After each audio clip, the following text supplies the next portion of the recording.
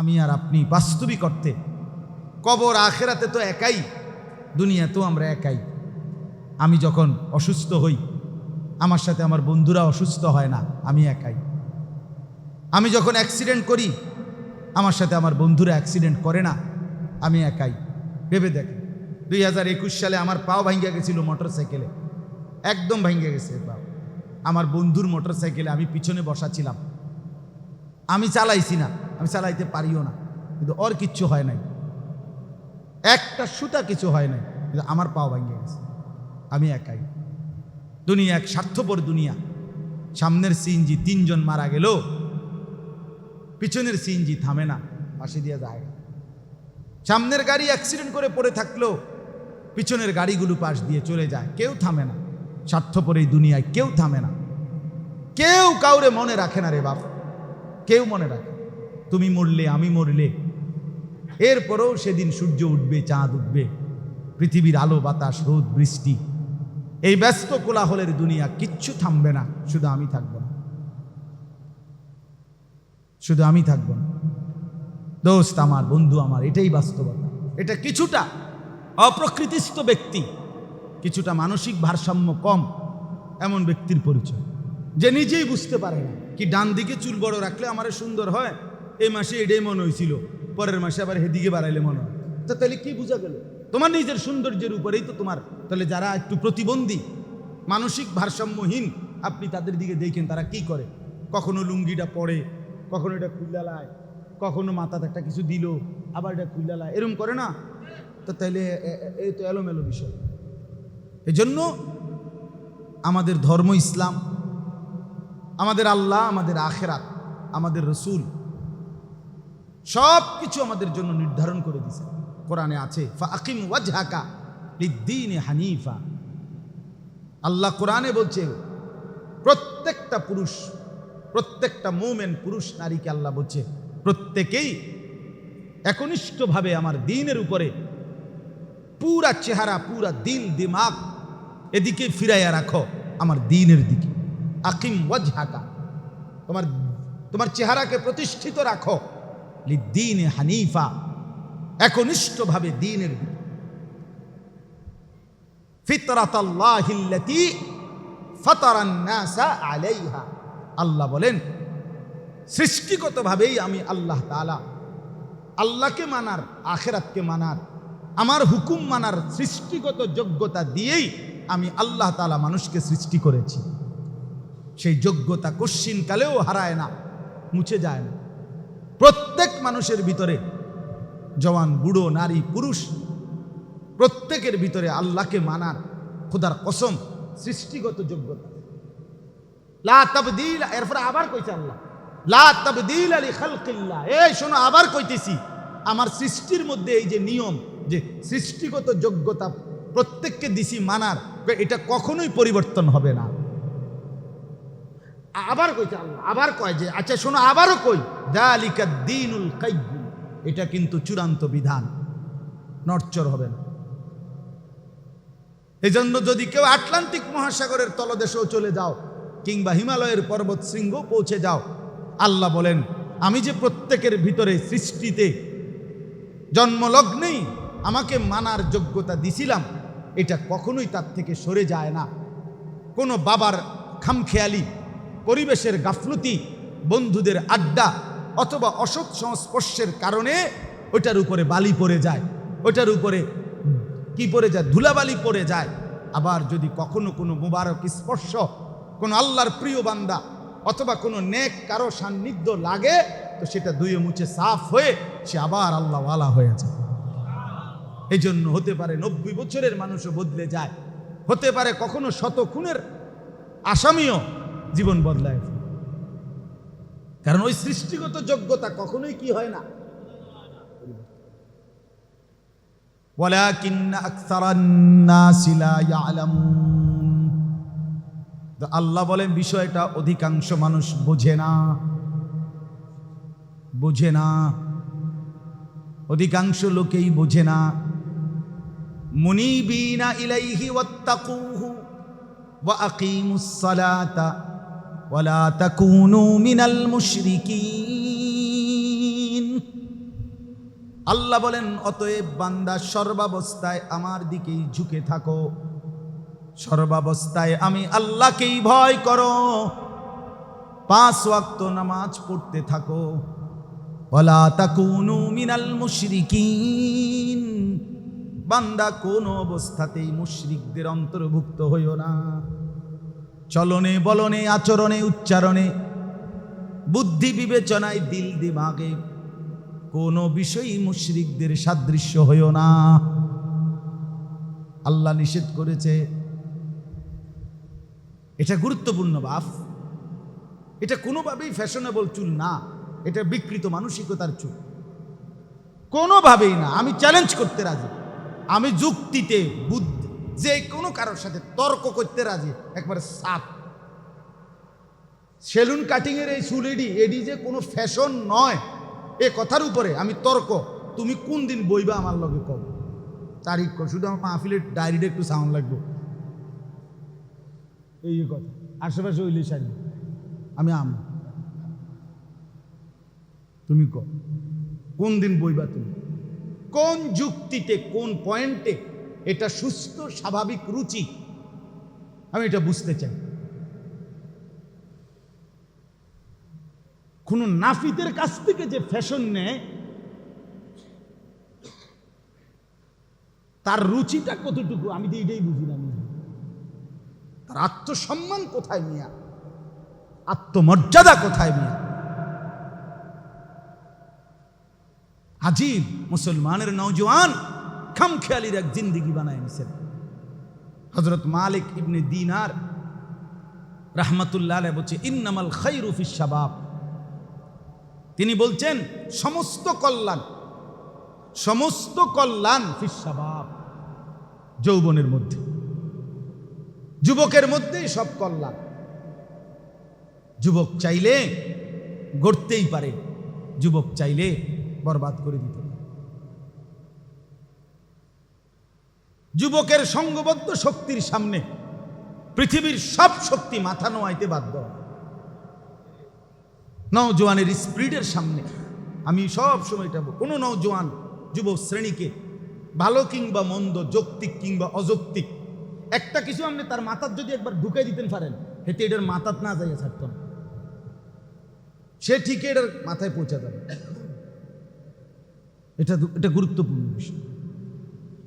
এজন্য যৌবন নিয়ন্ত্রণ করা কঠিন, তবে নিয়ন্ত্রণ করতে পারলে সরাসরি আল্লাহর আরশের নিচে তার ছায়া,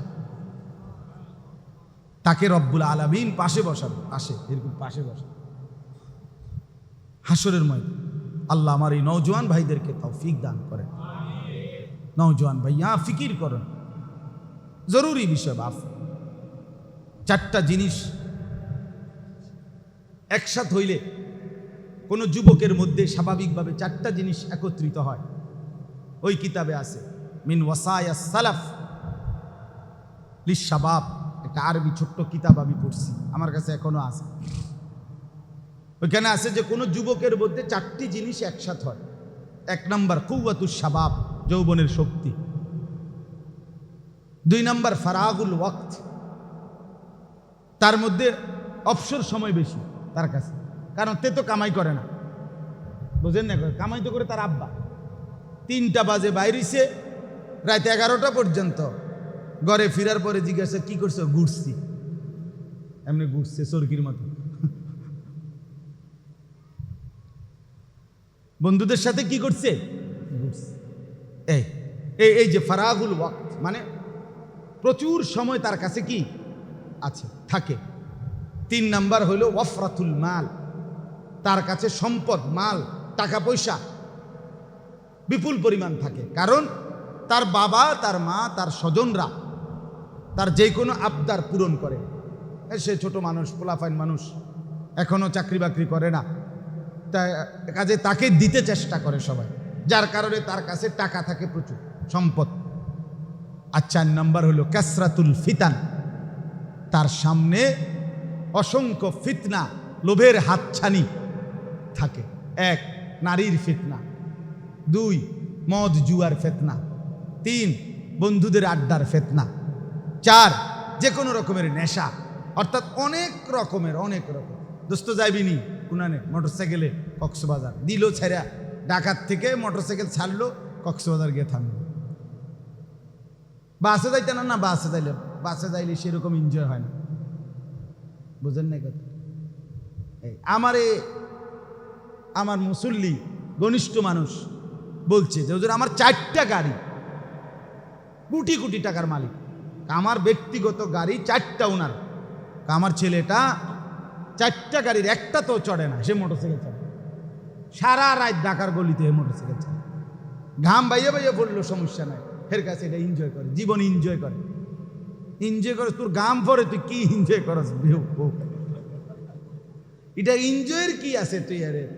তুই ভাত খানার সময় ভাত খাও, ফেসাবে ধরলে ফেসাব করো, ঘুম যাওয়ানোর টাইমে ঘুম যাও না, আলগা কি এনজয় কি তা আমি এটাই বুঝি। আর এত রাইতে তোমার এটা চায় কে? মানুষের হয়েছে মানুষের ঘুমে, তো তোমারে দেখে কে? কোন মক্কলে দেখে তোমারে? বেউকুফ তুমি। শুধু শুধু না, এটা আপনি বলেন না, এটা একটা বেহুদা না? এত ফালতু কম কাম জন্য বললাম, নারীর ফিতনা, সম্পদের ফিতনা, বন্ধুদের ফিতনা, মদ জুয়া, অবৈধ বিভিন্ন নেশা জাতীয়, মানে সবকিছুই তার কাছে রঙিন লাগে, সবকিছুই তার কাছে রঙিন লাগে, নেশা লাগে, সবকিছুই সে ধরতে পারে, চুইতে পারে, কারণ তার তো শরীর সক্ষম, যৌবন আছে। তিনি বলছেন ওই কিতাবে মালিক ইবনে দিনার রাহমাতুল্লাহ আলাইহির বক্তব্যে যে এই 4 জিনিসকে যখন কোনো যুবক নিয়ন্ত্রণ হারা হয়ে যায়, অর্থাৎ আল্লাহ এবং তার রসুলের বিধান মতো, ইসলামের হুকুম মতো যদি এই 4টাকে নিয়ন্ত্রণ করতে না পারে, তো সেই যুবক হারিয়ে যায়, সে ধ্বংসের অতল গহ্বরে হারিয়ে যায়। একদিন সে আর নিজেকে আর খুঁজে পায় না, কারণ বন্ধুদের আড্ডায়, সমবয়সীদের আড্ডায়, নারীর আড্ডায়, মদ জুয়ার আড্ডায়, জিনা ব্যভিচারের আড্ডায়। আল্লাহ আমার সন্তানদেরকে, বন্ধুদেরকে, ভাইদেরকে, নওজওয়ানদেরকে মাফ করে দেন। আমি তো ব্যক্তিগতভাবে ফিকির করি, বাপ শুনি, খেয়াল করি, এটা একটা এক একজনের এক একটা অভ্যাস। আমি আমার খেয়াল মেন ছেলেদের দিকে আমি তাকাই বেশি, কি করে হেতে করে ডাকি, কেমনে লড়ে, কেমনে কি করে, মোটর সাইকেলের ফা করে মনে তো একটা কুত্তা কামড় দিতে পারে, ফা করে দৌড় মারে, আমার কি এরম করলি কা? কারণটা কি? এটা এরম করি, তোমার কি কুত্তা কামড়াইছে কোনো? তুমি এটা এরম এরম দৌড়ে ছাড়লা কা? বলেন কোন কি দরকারটা কি? শুধু শুধু শুধু শুধু একেবারেই শুধু শুধু। এরপরেই যে ট্রাক্টর ঢুকে লাইলা, কাভার্ড ভ্যানে ঢুকে লাইলা, ওয়ালা তুলকু বিআইদিকুম ইলাত তাহলুকা। রব্বুল আলামিন বলে, বান্দা নিজেকে নিজে ধ্বংসের দিকে ঠেলে দিও না। প্রতিটা জান, প্রতিটা মিনিট, প্রতিটা মুহূর্ত দামি। আল্লাহ তাআলা কোরআনে বলছেন, বান্দা আমি কিন্তু হিসাব নেব, সেকেন্ড মিনিট, ঘন্টা। ফাওয়ারাব্বিকা লানাসআলান্নাহুম আজমাইন। আল্লাহ বলেন, বান্দা আমি কিন্তু আমার নিজের জাতের কসম, আমি আমার রবের কসম, আমি আমার আল্লাহ নিজেই নিজের কসম করে বলছি, আমি কিন্তু তোমাদের সকলকেই জিজ্ঞেস করব, আম্মা কানু ইয়ামালুন, যে যা করেছো বান্দা আমি একটা সেকেন্ডও ফেলে দেব না, জিজ্ঞেস করব। ওমা কুন্না আনিল খালকি গাফিলিন। আল্লাহ বলে, আমি কিন্তু আমার একটা সৃষ্টির ব্যাপারেও 1 সেকেন্ড গাফেল নই। গাফেল তুমি, গাফেল আমি, গাফেল কিন্তু আল্লাহ গাফেল নয়। ওমা রব্বুকা বিগাফিলিন আম্মা তা'মালুন। আল্লাহ বলে, বান্দা তোমরা যা করছো আমি আল্লাহকে এক মুহূর্ত গাফেল ভেবো না। ওয়াকাফা বিদুনুবি ইবাদিহি খাবীরাম বাসীরা। আল্লাহ বলেন, আমার প্রতিটা বান্দার গুনাহের পূর্ণ হিসাব রাখার ব্যাপারে আমি আল্লাহ কাফা, একাই যথেষ্ট। আল্লাহ বলেন, সুম্মা লাতুসআলুন্না ইয়াউমা ইদিন আনিন নাঈম। আমার দেওয়া প্রতিটি নিয়ামত সম্পর্কে বান্দা আমি জিজ্ঞেস করব। লাতুস আলুন্না, আরবিতে তাকিদের শব্দ, অবশ্যই অবশ্যই জিজ্ঞেস করব। হাদিসে আছে নবীজি সাল্লাল্লাহু আলাইহি সাল্লাম বলছে, প্রত্যেক মানুষকে আল্লাহ প্রথম দুইটি নিয়ামত সম্পর্কে প্রশ্ন করে। কয়টা? দুইটা। এক, আলাম নুসিহ জিসমাক, বলো বান্দা আমি কি তোমাকে সুস্থ শরীর দেই নাই? দুই, ওয়া নুরবিকা মিনাল মা, আমি কি তোমাকে প্রতিনিয়ত তৃষ্ণার্ত অবস্থায় পানি দিয়ে তোমার তৃষ্ণা নিবারণ করি নাই? আমার সেই প্রতিবার তৃষ্ণার্ত অবস্থায় পানি পান করে যেই তৃষ্ণা নিবারণ করেছিলে, তারপরে আমার শকর কি করছো বান্দা সেটা বলো। এরপরে আস্তে আস্তে আগাবো। আমার রোদ, আমার বাতাস, আমার আলো, আমার অন্ধকার, আমার হাত, আমার চোখ, আমার নাক, আমার কান, আমার পা, আমার আলো অন্ধকার, আমার দিন, আমার রাত, আমার ঘন্টা, আমার মিনিট, আমার সেকেন্ড, আমার দেওয়া তোমার স্ত্রী, আমার দেওয়া তোমার সন্তান, আমার দেওয়া তোমার সম্পদ মাল, একটা একটা করে বলো বান্দা কি করেছো? কি বলবেন বাপ? যুবক ভাই তোমরা যারা নামাজ পড়ো না, কি বলবা বাপ? হায় বাপ কি বলবা? দুনিয়ার সমস্যার সমাধান তো হইল না, সমাধান তো হইছে না, পুরা সমাধান আসবে না। আরো আন্দোলন, আরো কিছু হলো, আরো চেষ্টা করিলেও এই পৃথিবীতে আয় উপার্জনের জন্য মানুষের যত কামড়া কামড়ি করুক, মানুষের সবগুলো চাহিদা, টার্গেট, প্রয়োজন পূরণ হবে না। দুনিয়া এক অতৃপ্ত জায়গার না, যেখানে কেউ কখনো তৃপ্ত হয় নাই। তুমি হবে কেন? কেউ যদি বলে উনি এই রাস্তাটা করে দিছে, উনি এই রাস্তা করে দেওয়ার কারণে পৃথিবীতে অমর হয়ে থাকবেন, রাস্তায় যেন ডাক দিয়ে কয় আল্লাহ দোহাই আমি তো থাকতাম না, এবারটা কেমন অমর হইব? আরে বেকুব তুই কারে কস? আমি জমি নিজেই তো থাকবো না, আমি দুনিয়াই তো থাকবো না, দুনিয়াতে অমর হয় কেমনে? অমর হইলে তো আমি নিজেই হইতাম অমর। এই জন্য বন্ধু বাপ সবাইকে বলি, রাত হয়েছে, আপনাদেরকে বুঝাইতে চাচ্ছি,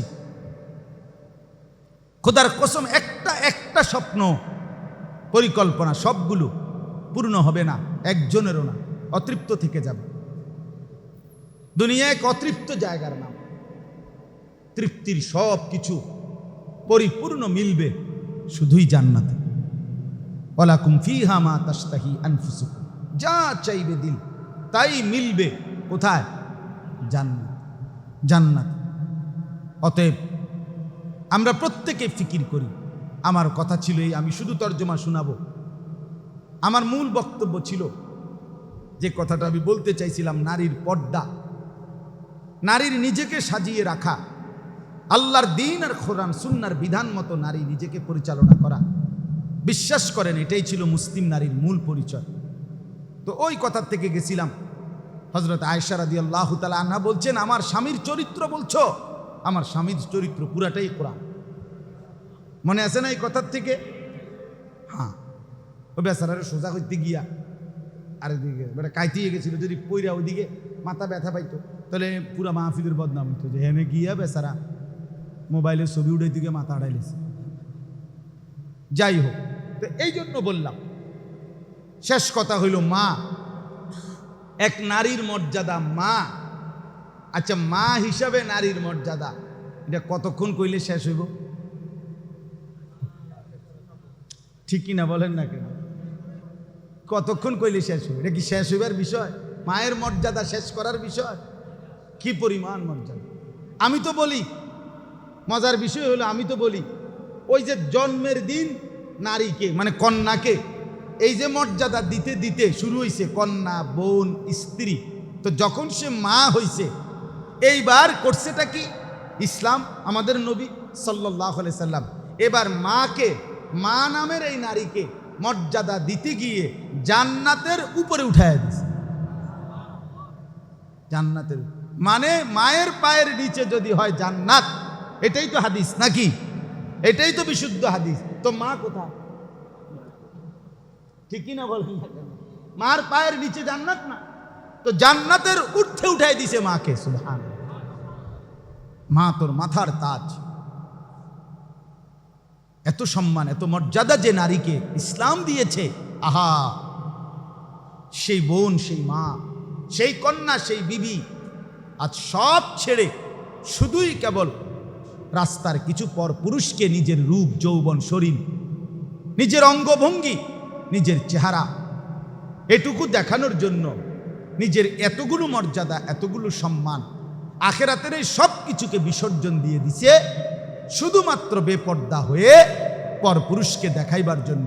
অথচ জীবনভর যতজনরে দেখাইছে কেউ তার কথা জীবনেও মনে রাখে না। এক বেপর্দা নারী মনে করেন যত বেড়াইতে পর্যন্ত এগুলি দেখাইছে, তার শরীর, তার যৌবন, তারা কেউ তার কথা কি মনে রাখছে না? রাখবে কেউ? তো আমার শায়েখ আল্লামা মুফতি মুশতাকুন নবী কাসিমি হুজুর প্রায়ই বলে, রাবেয়া বসরির নাম 1000 বছর পরেও আজকের পৃথিবী জানে, অথচ সে নিজেকে গোপন রাখছে, কিন্তু আল্লাহ তারে চমকায় দিছে।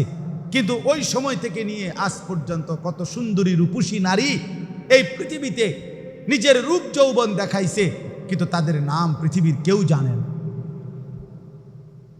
কেউ জানে। রাবেয়া বসরি যখন ছিলেন ওই জামানায় বসরার সবচেয়ে সুন্দরী নারী কে ছিল কেউ জানে না, কিন্তু রাবেয়া বসরির নাম সবাই জানে। আব্দুল কাদের জিলানী রহমতুল্লাহ আলাইহি যে জামানায় বাগদাদে ছিলেন, ওই সময় বাগদাদের প্রেসিডেন্ট কে ছিল কেউ জানে না, কিন্তু আব্দুল কাদের জিলানীর নাম সবাই জানে। বাইজিদ বোস্তামির নাম সবাই জানে, কিন্তু ওই সময় বোস্তাম নগরীতে সবচেয়ে বড় ধনী ব্যক্তি কে ছিল তার নাম কেউ জানে না। পৃথিবীতে মালওয়ালা, সম্পদওয়ালা আল্লাহকে ছেড়ে দিলে তাদের নাম থাকে না। আল্লাহ আমাদেরকে বুঝার তৌফিক দান করেন। অতএব আজকের কথার খোলাসা হইল, নিজেদের বোন, নিজেদের কন্যা, নিজেদের স্ত্রী, নিজেদের মা অর্থাৎ নারী, তার দিকে যত্নবান হওয়া, তাকে দিন মানানো, তার জন্য দিনকে বাধ্যতামূলক করা। আল্লাহ তাআলা এই কোরআনে এটা বলছে, এই আয়াতটাই শোনাচ্ছি। আল্লাহ তাআলা এখানে একটা সাংঘাতিক গুরুত্বপূর্ণ কথা বলছে। আল্লাহ বলছে, শোনো, নারীকে আমি 5টা দায়িত্ব দিছি, এই 5টা দায়িত্ব যদি সে পালন করে, আমার উদ্দেশ্য আমগরে বলছে, পুরুষরা শোনো, এই নারীরে তোমরা 5টা কাজ করাইও, বুঝাইও, বলিও, আমি বলে দিছি। আল্লাহ বলছে তোমরা খেয়াল রাখো শুধু। ফলে কি হবে? এতে করে আমি আল্লাহ ওয়াদা দিলাম, এই নারীর মাধ্যমে তোমাদের ঘর সমস্ত অশ্লীলতা, গুনাহ, নাপাকি থেকে একদম পবিত্র করে দেব। তোমরা শুধু খেয়াল রাখো, আমি যেই 5টা বলছি নারী যেন সেগুলো পালন করে। কি? 1 নাম্বার, ওয়াকারনা ফি বুয়ুতিকুন্না। আল্লাহ বলছে, হে নারীগণ, তোমাদের প্রথম পরিচয়, প্রথম ডিউটি, তোমাদের জিন্দিগির মূল কর্মস্থল, তোমরা তোমাদের ঘরে অবস্থান করো। এখান থেকেই বাকি কিছু পর্দা মেনে ঠিক করবা। ডাক্তার দেখাইতে হবে, স্বামীর বাড়ি যাইতে হবে, বাবার বাড়ি যাইতে হবে, হজে যাইবা, একান্ত কোনো প্রয়োজনে দুনিয়ার যে কোনো কাজে বের হইবা, ঠিক আছে বের হইও, দিন মাইনা, পর্দা মাইনা। তবে তুমি এটা মনে রাখো, তোমার মূল ঠিকানা, তোমার মূল কর্মস্থল, জিন্দিগির রাত্র দিন, তোমার মূল অবস্থান তোমার ঘর, তোমার ঘর। পুরুষকে বলছে তোমার মূল কর্মস্থল বাহির, ফান্তাশিরু ফিল আরদ, জমিনে ছড়িয়ে পড়ো। আর নারীকে বলছে ওয়াকারনা ফি বুয়ুতিকুন্না, ঘরে অবস্থান করো। এখান থেকে যখন যেটা প্রয়োজন, শরীয়ত মাইনা, শরীয়তের হুকুম মাইনা, পর্দা মাইনা, এরপরে বাইরে। কিন্তু নারীর মূল অবস্থান স্থল কোথায়? 2 নাম্বার, ওয়ালা তাবাররাজনা তাবাররুজাল জাহিলিয়াতিল উলা। অজ্ঞ, মূর্খ, জাহেল নারীদের মতো কোনোভাবেই নিজের রূপ, যৌবন, চেহারা, নিজের শরীর, কাপড়, অঙ্গভঙ্গি প্রদর্শন করে বাহিরে বের হইও না। আল্লাহ কোরআনে বলছে। এই জন্য রাগ করার কোনো সিস্টেম নাই। সরাসরি কোরআনে বেপর্দা নারীকে আল্লাহ বলছে এগুলো মূর্খ, জাহেল, অজ্ঞ, প্লাস্টিক, প্লাস্টিক। আলমার আথু আওরাতুন, নবীজি বলছে নারী বলে কাকে? যে নিজেকে ঢেকে রাখে। এক শব্দে পড়ি, আওরাত। নারী বলে কাকে?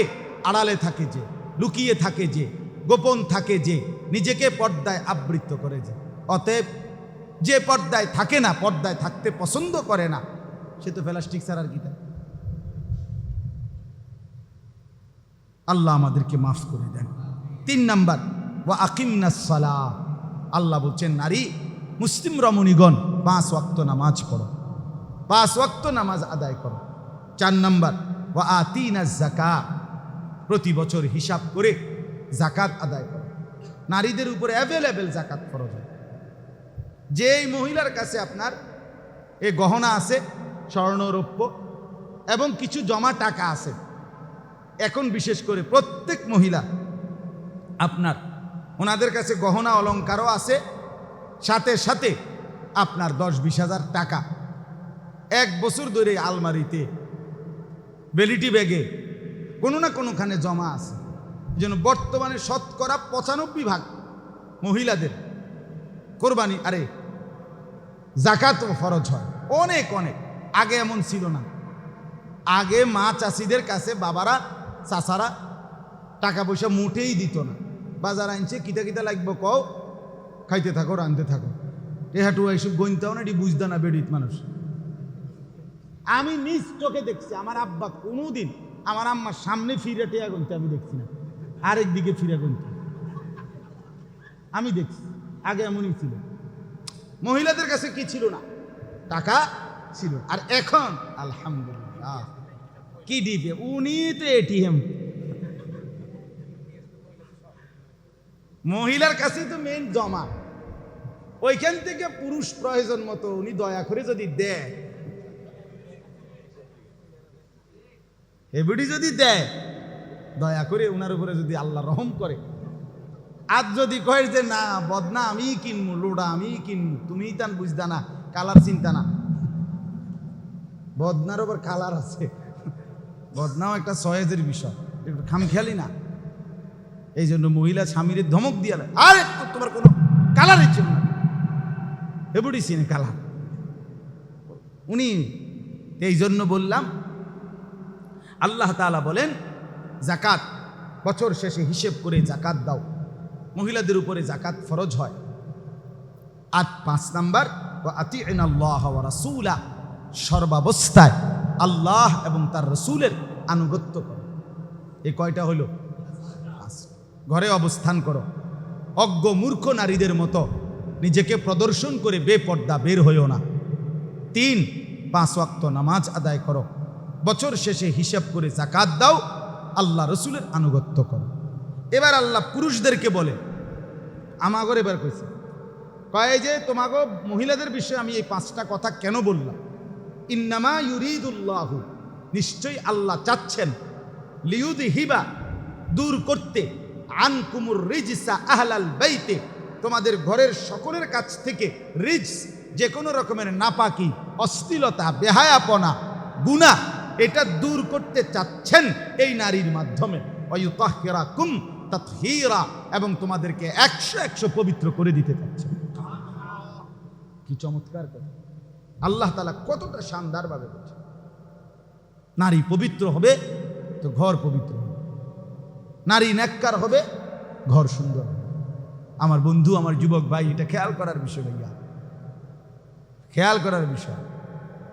লোনা জলে তৃষ্ণা মেটে না, বুঝছেন এই কথা? এটা না না হুদা মাতা লাগে না, বুঝছেননি কথাটা? লোনা জলে কি মেটে না?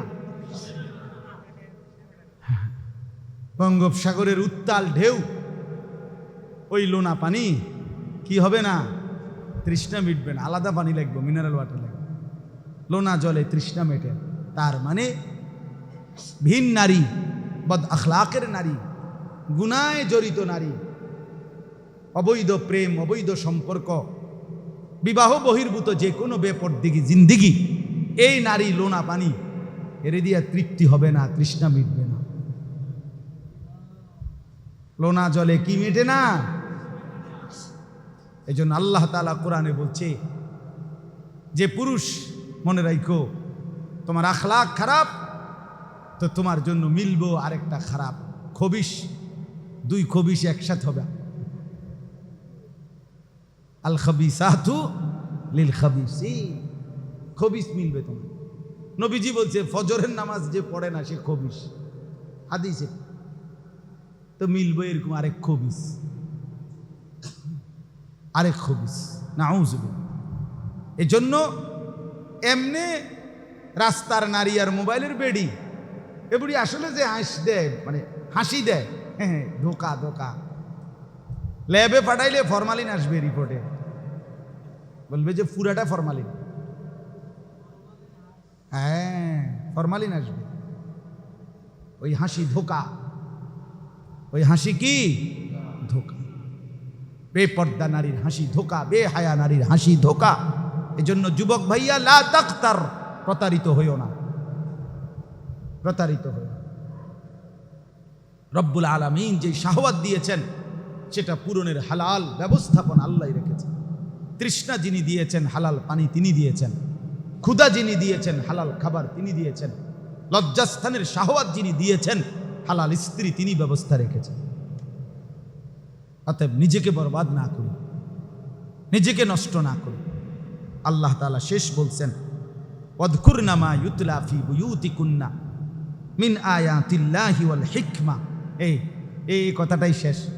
আল্লাহ বলছে হে নারীগণ, নারীদেরকে বলছে তোমরা পড়ো তোমাদের ঘরে দুই জিনিস, এক আল্লাহর কোরআন, দুই ওয়াল হিকমা রাসূলের সুন্নাহ।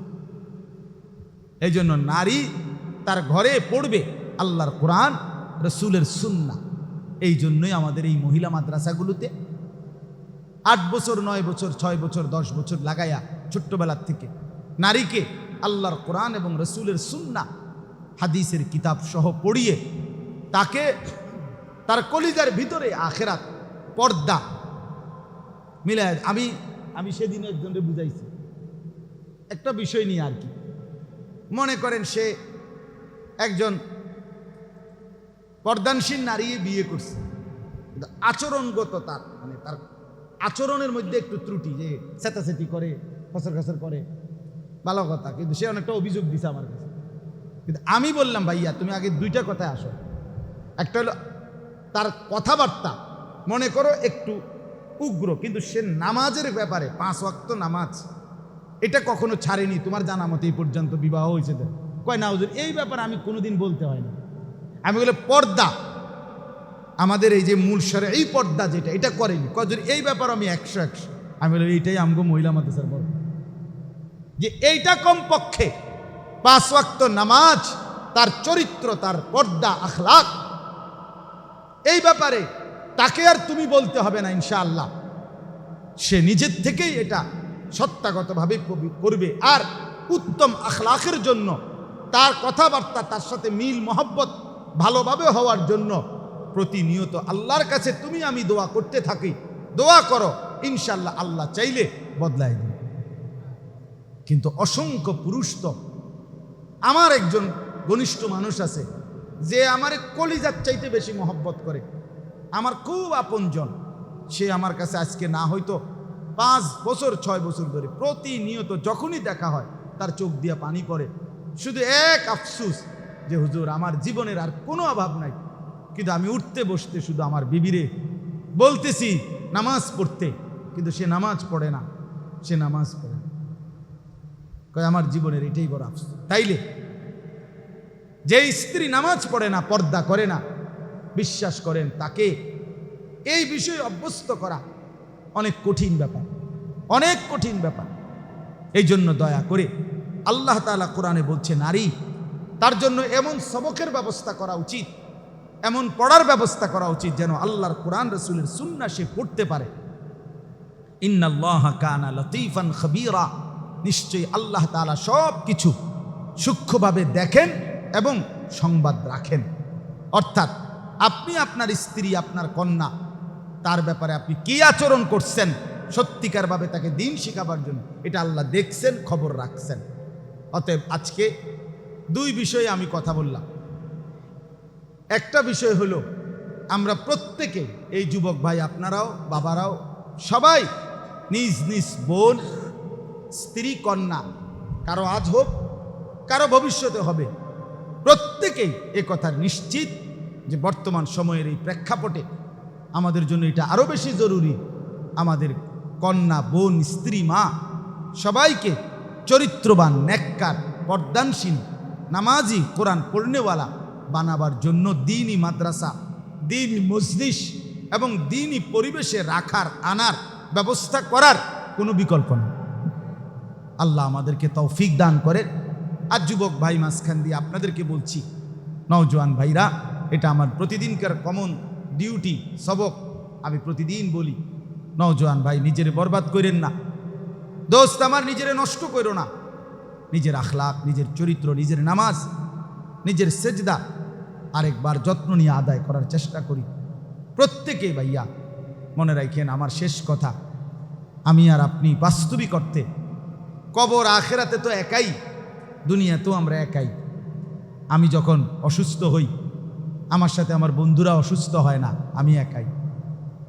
আমি যখন অ্যাক্সিডেন্ট করি, আমার সাথে আমার বন্ধুরা অ্যাক্সিডেন্ট করে না, আমি একাই। ভেবে দেখেন, 2021 সালে আমার পাও ভাঙ্গা গেছিল মোটর সাইকেলে, একদম ভাঙ্গা গেছে পাও।